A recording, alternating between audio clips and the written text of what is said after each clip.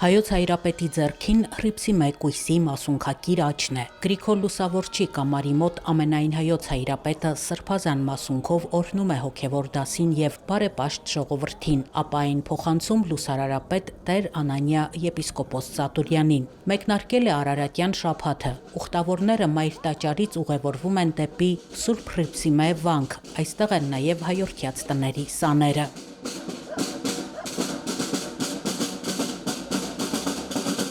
Արարատյան շաբաթը ներառում է Հայաստանում քրիստոնեության ընդունման ժամանակաշրջանը։ Երկուշաբթի օրը նշվում է Հռիփսիմյանց կույսերի հիշատակությունը, երեքշաբթի Գայանյանց, հինգշաբթին Շողակաթի օրն է, նույն օրը հիշատակությունն է Հովհաննես Մկրտչի եւ Սուրբ Աթանագինե եպիսկոպոսի, որոնց մասունքները լուսավորիչն էր իր հետ բերել Հայաստան։ Շաբաթ օրը խորվիրապից լուսավորչի դուրս գալու հիշատակության օրն է։ Արարատյան շաբաթը ավարտվում է Կիրակի օրը, կաթողիկե Սուրբ Էջմիածնի տոնով։ Արարատյան շաբաթը, ես չեմ սխալվի, եթե ասեմ, որ հայ քրիստոնեության համար ամենակարևոր շաբաթն է։ Շեշտում եմ հայ քրիստոնեության համար, որովհետև այս շաբաթը մեզ պատմում է հայոց մեծ դարձի մասին։ Պատմում է, թե ինչպես Հռիփսիմեն, Գայանեն եւ իրենց հետ իրենց քույրերը, բոլոր այն կույսերը, որոնք ինչպես շարականագիրն է ասում, անձինք նվիրյալ էին սիրուն Քրիստոսի, այսինքն մարդիկ էին անձինք են, ովքեր իրենց կյանքը նվիրել էին Քրիստոսի սիրուն։ Պատմում է Արարատյան շաբաթը այս մարդկանց Հայաստան գալու, այստեղ հավատքի նահատակությամբ պատճառ դառնալու հայ եկեղեցու ավելի մեծ տարածման եւ հայոց մեջ պետական ստատուս ստանալու, որովհետեւ մինչ այդ մենք գիտենք, որ Թադեոս եւ Բարդողոմեոս առաքյալները Հայաստանում քարոզել են եւ այս եկեղեցու հիմնադիրները առաքյալներն են, բայց երրորդ դարի ավարտին վերջավորությանը Սուրբ Հռիփսիմյանք եւ Սուրբ Գայանյանք էին, որ եկան եւ ինչպես եկեղեցու հայրերն են ասում, արյուն նահատակած հիմն եկեղեցու, նահատակների արյունը դարձավ այս եկեղեցու հիմքը։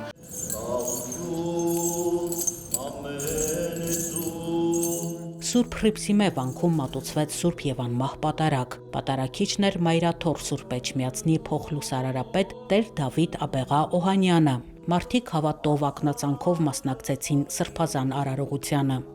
Ես Նորան եմ, Առինջ գյուղի Սուրբ Հովհաննես Մկրտիչ եկեղեցու երիտասարդներից։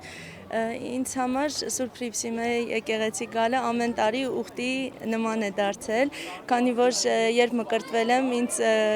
կնքահայրս անվանել է Հռիփսիմյանց կույսերից մեկի Սուրբ Նունեի անունով եւ մկրտությունից հետո ամեն տարի աշխատում եմ Սուրբ Հռիփսիմյանց կույսերի տոնին գալ Սուրբ Հռիփսիմե վանք եւ Արարատյան շաբաթը նաեւ կարեւոր է ինձ համար ինչ առումով, քանի որ հոգևոր զարթոնքի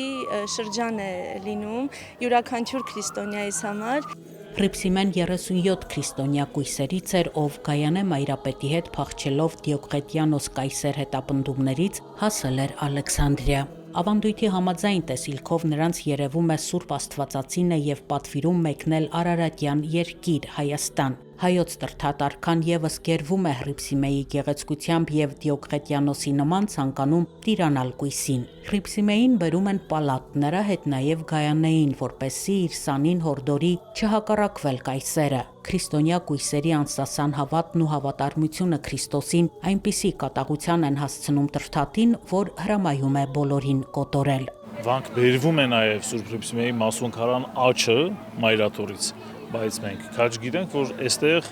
Սուրբ Հռիփսիմեի տաճարում իր մասունքարանն է պահվում ամփոփված ուրեմն աչյունի մեջ, շիրիմի մեջ, որտեղ որ 3 կաթողիկոսների կնիքով հաստատված մասունքարանը կա, որ դեռևս Գրիգոր Լուսավորչի ժամանակվանից է ուրեմն հաստատված, որտեղ առաջինը լուսավորիչն է, որ հավաքում է սուրբերի մասունքները, ամփոփում եւ կնքում։ Սուրբ Հռիփսիմեի տաճարը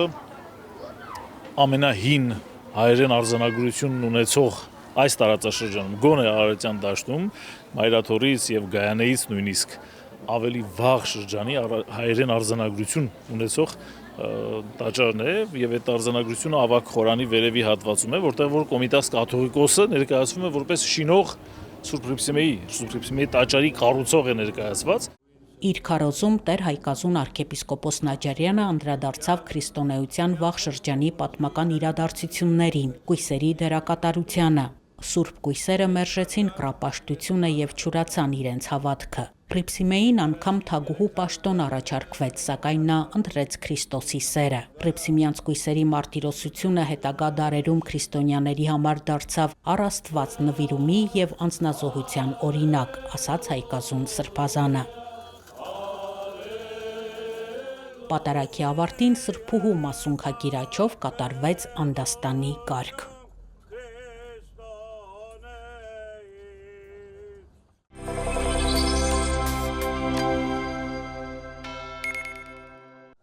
Երևանի, Աշտարակի ու Էջմիածնի հայորդյաց տների սաները Սուրբ Պրիփսիմե վանքի բակում տեղավորել են նկարչական պարագաներ, շախմատի տախտակներ, գորգ գործելու դասգահներ, ձեռքի աշխատանքի զանազան պարագաներ, նկարում են, գործում, խաղում, երգում։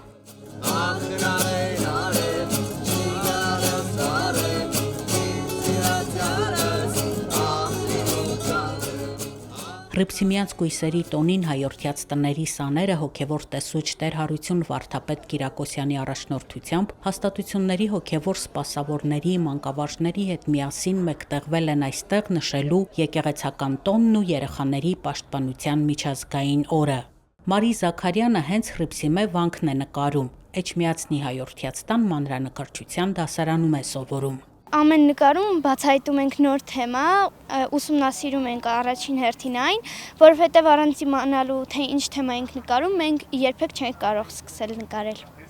9-ամյա Անի Գալյանին մաքրամեն է հետաքրքրում, նա Նորքի հայորդյաց տան սան է։ Ես հիմա գործում եմ մեր մաքրամեն խմբակից մի վարժություն, անունը Փեթակ է։ Այս գործը իմ համար շատ հաճելի է։ Ինձ համար շատ հաճելի է թելերով զբաղվելը։ Մանկուց փորձել եմ իմ տիկնիկների համար շորեր զգեստներ կարել։ Մայրիկից խնդրել եմ, որ ինձ սովորացնի հելունով ասեղնագործություն։ Սուրբ Պրիփսիմե վանքից երեխաներն ուղևորվեցին Զվարթնոցի տաճար տեսնելու ճարտարապետական գլուխգործոցը։ Զվարթնոցի տաճարը կառուցվել է այն վայրում, որտեղ միմյանց են հանդիպել Տրթատ Մեծը եւ Սուրբ Գրիգոր Լուսավորիչը։ Զվարթնոցի տաճարում հայորդյաց տների դհոլահարները ֆլեշմոբ անցկացրեցին։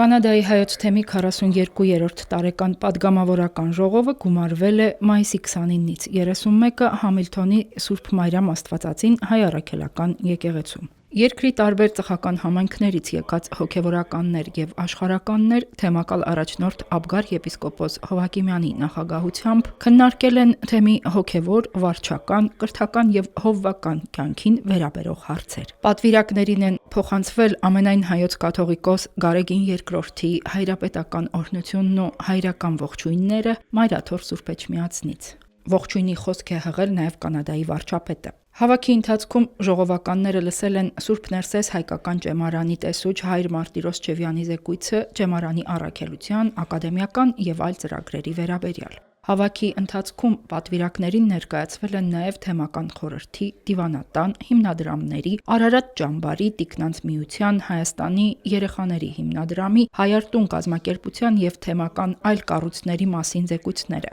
Եկեղեցական պատվիրակները կիսվել են իրենց նվաճումներով, մտահոգություններով, քննարկել են համայնքներում թեմի առաքելության արդյունավորմանը նպաստող ծրագրեր։ Նիստերի ընթացքում Կանադայի հայոց թեմի պատգամավորական ժողովը միաձայն վերահաստատել է իր լիակատար եւ անվերապահ որդիական նվիրվածությունն ու աջակցությունը Մայրաթոր Սուրբ Էջմիածնին եւ ամենայն հայոց կաթողիկոս Գարեգին II-ին։ Ժողովականները նաև արտահայտել են իրենց խոր մտահոգությունը հայ եկեղեցու եւ ազգի կյանքին ազդող վերջին զարգացումների վերաբերյալ, անընդունելի համարել Հայաստանում հոգևորականների շարունակական հալածանքն ու թիրախավարումը, որոնք նվազեցնում, խաթարում եւ արժեզրկում են դարավոր հոգևոր բարոյական, մշակութային եւ ազգային արժեքները։ Ժողովը դատապարտել է այսպես կոչված բարեփոխումների խորհուրդը, այն համարելով հայ առաքելական եկեղեցու կանոնական կարգին, սրբազան ավանդույթներին եւ եկեղեցական կառավարմանը հակասող անօրինական նախաձեռնություն։ Հավաքի աշխատանքների ավարտից հետո եկեղեցու տարածքում տեղի ունեցել ծառատունկի արարողություն Աբգար եպիսկոպոս Հովակիմյանի նախագահությամբ։ Այս տարվա ժողովը հյուրընկալող Համիլտոնի ծխական համայնքը նշում է իր հիմնադրման 50-ամյակը։ Հավաքն ավարտվել է տոնական ճաշկերույթով, որի ընթացքում նշվել է նաև թեմակալ առաջնորդ Աբգար եպիսկոպոս Հովակիմյանի քահանայական ձեռնադրության 30-ամյակը։ Կանադայի հայոց թեմի թեմական խորհրդի եւ ծխական համայնքների ներկայացուցիչները շնորհավորել են Սրբազանին արդեն 3 տասնամյակ նրա նվիրված հովվական ծառայության եւ հոգեվոր առաջնորդության առիթով։ Հերմինե Հակոբյան, Եկեղեցական կյանք։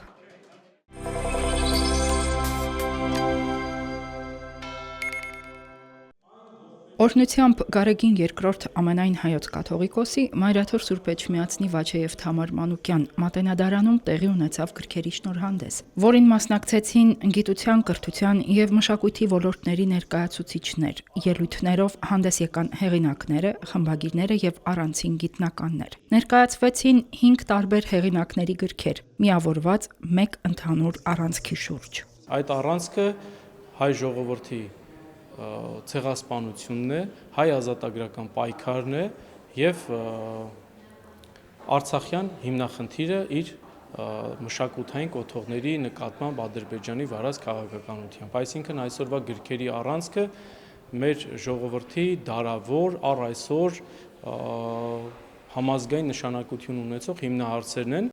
Շնորհանդեսին մասնակցելու համար Գերմանիայից ժամանել էր պատմաբան հետազոտող Միքայել Հեզեմանը, որը տարիներ առաջ Վատիկանի արխիվներում գտել էր հայոց ցեղասպանությանը վերաբերող եւ մինչ այդ անհայտ հազարավոր վավերագրեր։ Միքայել Հեզեմանի գիրքը Մայրաթորը լույս է ընծայել հայերեն թարգմանությամբ։ Հազարավոր նոր փաստական վկայություններ եւս մեկ անգամ ներկայացնում են մարդկության դեմ իրականացված մեծագույն ոճիրներից մեկի հայոց ցեղասպանության մանրամասներ։ Պատմաբան Ավետիս Հարությունյանի հայ գաղթականությունն առաջին աշխարհամարտի տարիներին եւ հայ առաքելական Սուրբ եկեղեցին աշխատությունը բացահայտում է հայոց ցեղասպանությունից հետո հայ գաղթականության պատմությունը 1915-ից 17 թվականներին։ Այդ տարիներին եկեղեցին ոչ միայն հոգեվոր, այլ նաեւ սոցիալական եւ մարդասիրական աջակցության կառույց էր։ Օգտագործվել են արխիվային վավերագրեր, հայկական, վրացական, ռուսական, բրիտանական տարբեր արխիվներից, տպագիր աղբյուրներ, հուշեր, անտիպ աշխատություններ, մենագրություններ, գիտական հոդվածներ, ամփոփելու եւ ներկայացնելու այն ամենը, ինչ հայ գաղթականության հետ կապված եղել է առաջին աշխարհամարտի տարիներին։ Ես մենագրությունը նվիրել եմ հորս հիշատակին, անվանի պատմաբան Համո Հարությունյանի հիշատակին, որը եղել է Մանկավարժական համալսարանի եւ Գևորգյան հոգեվոր ճեմարանի երկարամյա դասախոս, 13 տարեկանում եղել է Վանի 1915 թվականի հերոսամարտի մասնակից եւ ճաշակել է գաղթականության այն բոլոր արհավիրքները, որ ներկայացված է գրքում։ Եվ երրորդ խորհրդանշական է այն առումով, որ այս մենագրությունը տպագրվում է Մայրաթոր Սուրբ Էջմիածնի հրատարակչական խորհրդի երաշխավորությամբ, հայտնի է, որ Մայրաթորը բոլոր ժամանակներում եղել է գիտության, կրթության, հրատարակչության կենտրոն եւ ինձ համար մեծ պատիվ է, որ մենագրությունը տպագրվում է հենց Մայրաթոր Սուրբ Էջմիածնի անմիջական հովանավորչությամբ։ Արմինե Տիգրանյանի ուսումնասիրությունը վերաբերում է Ադրբեջանի կողմից Արցախի մշակութային ժառանգության ոչնչացման գործընթացին։ Այն փաստագրում է ոչ միայն մշակութային կորուստները, այլ նաև միջազգային իրավական համակարգերի արձագանքի խնդիրները, բարձրացնելով մշակութային կոթողների պաշտպանության հարցը։ Գիտնականներ Կարեն Մաթևոսյանի եւ Թամարա Մինասյանի հեղինակած պատկերազարդ ուսումնասիրությունը Արցախի վանքերի, եկեղեցիների եւ ձեռագրերի մասին է։ Ձեռագրերի եւ սրբավայրերի մասին համատեղ ուսումնասիրությունը համալիր կերպով բացահայտում է Արցախի գրչական կենտրոնների հոգեվոր կյանքը։ Մենք սկսել ենք այս աշխատանքները դեռ տարիներ առաջ, կարելի ասել 11-ից ավել, Թամարա Մինասյանի հետ։ Երբեք չենք կարող մտածել, որ գիրքը կարող է լույս տեսնել այնպիսի ժամանակ, երբ որ Արցախը հայաբնակ չի։ Այդ իմաստով իհարկե շատ դժվար է հավատալ անգամ այդ իրականությանը։ Բայց այն գիտական խնդիրները, որոնք որ մենք դրել ենք մեր առաջ ներկայացնելու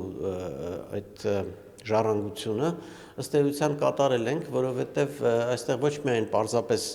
փաստերի արձանագրում է, այլև կան վերլուծություններ, տարբեր թեմաների քննարկումներ, նորություններ, անգամ գիտական նոր տեսակետներ եւ այլն։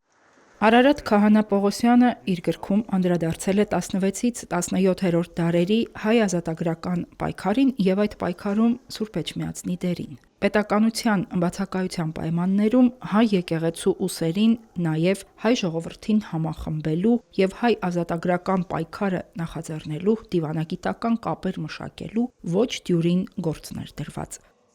Մենք ուսումնասիրության կենտրոնում եղել են բացառապես ամենայն հայոց 3 կաթողիկոսների Ստեփանոս Սալմաստեցի, Միքայել Սեբաստացի եւ Հակոբ Ջուղայցի կաթողիկոսների գործունեությունը, որոնք իրենց գործունեությամբ մեծապես նպաստեցին ոչ միայն հայ ազատագրական գաղափարի հղկմանը, քաղաքական կողմնորոշմանը, այլ նաև նոր զարգ եւ լիցք հաղորդեցին հայ ազատագրական պայքարին, որի արդյունքը անշուշտ մենք պետք է զգայինք եւ ունենայինք հետագայում Իսրայել օրու գործունեությունը, Հովսեփ Էմինի գործունեությունը,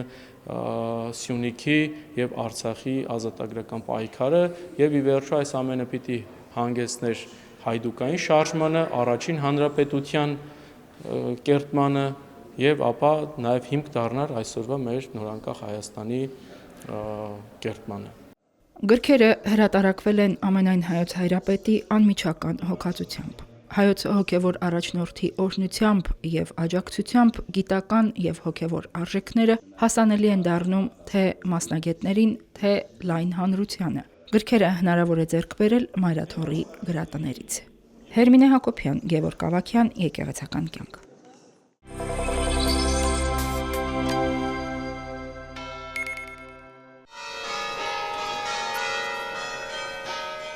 Հունիսի 1-ին Հռիփսիմյանց կույսերի հիշատակությամբ մեկնարկել է Արարատյան շաբաթը։ Հունիսի 2-ը Սրբոց Գայանյանց հիշատակության օրն է։ Սուրբ Գայանեի Աչաձև մասունքարանը Մայրաթորի գանձատնից դուրս կբերվի հունիսի 2-ին ժամը 10-ին եւ կտեղափոխվի Սուրբ Գայանե վանք, 10:30-ին կմատուցվի Սուրբ Պատարագ։